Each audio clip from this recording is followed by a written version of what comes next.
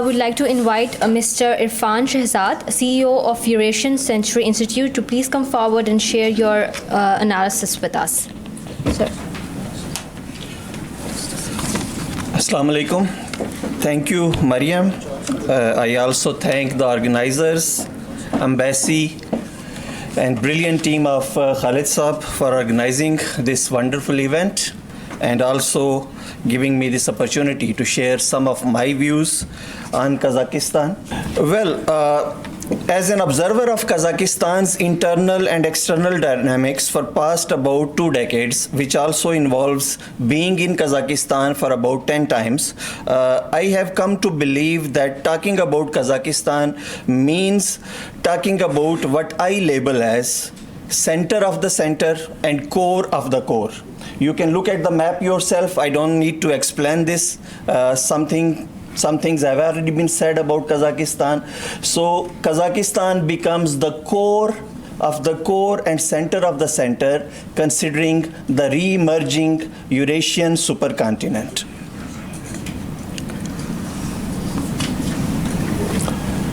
Two observations that I would like to start with. One is that only 2 countries in the world whose territories have at least some kind of linkage with all, I would repeat, all segments of past, present, and future Silk Roads. One is China, and the other one is country we are discussing here today, that is Kazakhstan. It has been discussed already, the second point, that being landlocked is a thing of the past. Now it is land linkedness which matters. And for that matter, Kazakhstan, being the largest land linked country in the world, is manifesting itself as the largest land bridge on the face of the earth.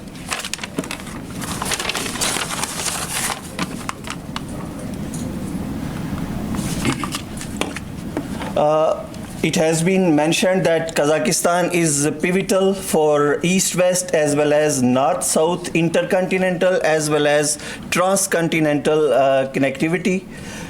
It is also the first and only post-Soviet nation that has delimited its entire border with all the neighbors, and considering the land linkages that are being built through Kazakhstan, I am convinced to say that by 2030, no other countries would be as much important for regional Eurasian global supply chains and trade routes as Kazakhstan. This is this is more my foresight for next 8 to 10 years.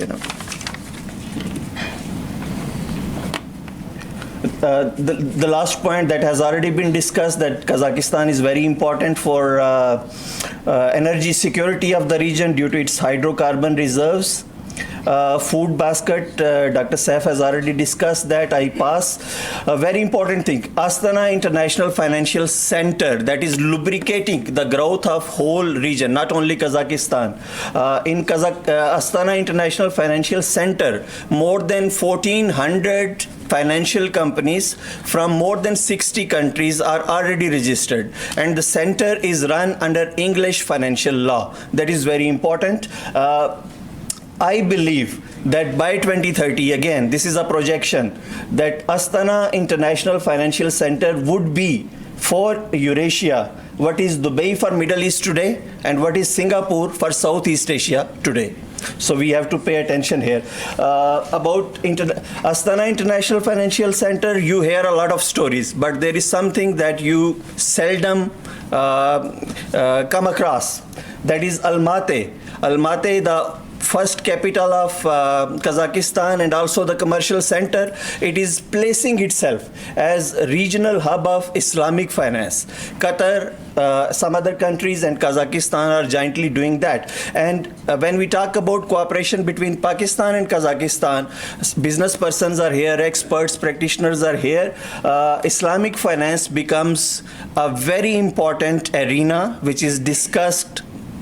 Almost the discussion is non-existent on this topic. Kazakhstan has been playing a wonderful role as far as the reconstruction and development of Afghanistan is concerned, specifically by focusing on Afghan people and their uplift. We have a number of examples for that, but as the time is short, I would not go into details, The topic specifically assigned to me for today is the new initiatives being taken by Kazakhstan, especially in recent months. And for that, I would like to share here with you that Kazakh President Mr. Takayev's address to United Nations General Assembly's 77th session was one of the most comprehensive and all-encompassing addresses made at the session, and especially for this region.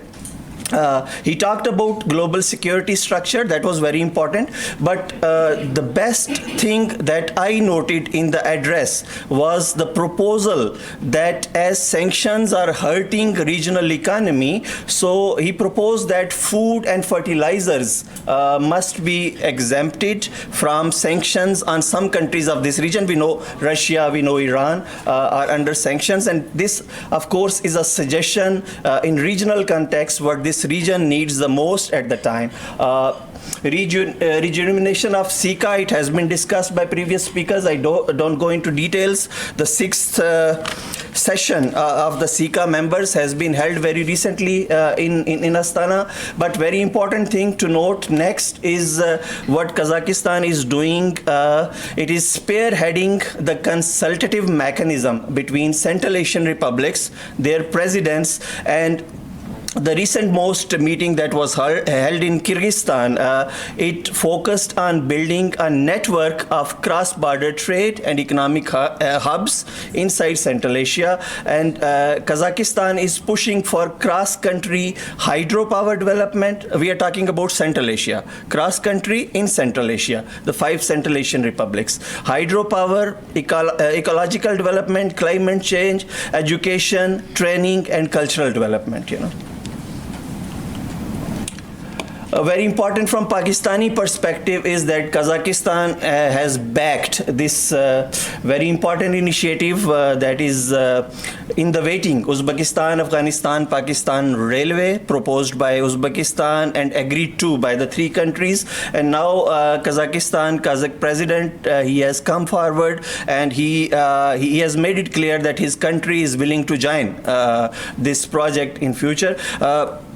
A lot has already been said about trans-Caspian moves of Kazakhstan. I would not go into details of that, but some new routes are being started, and one of them is the recently initiated Kazakhstan-Turkmenistan-Iran-Turkey train, and our list actually goes on and on.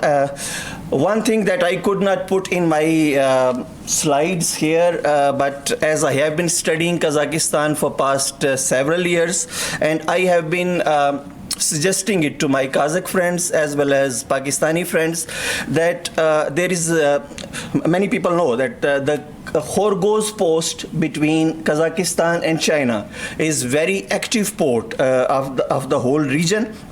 It is actually spearheading regional growth in many ways. Now, what is my prime suggestion for today, for today's session, is that I propose starting thinking on what I would label as 3K corridor.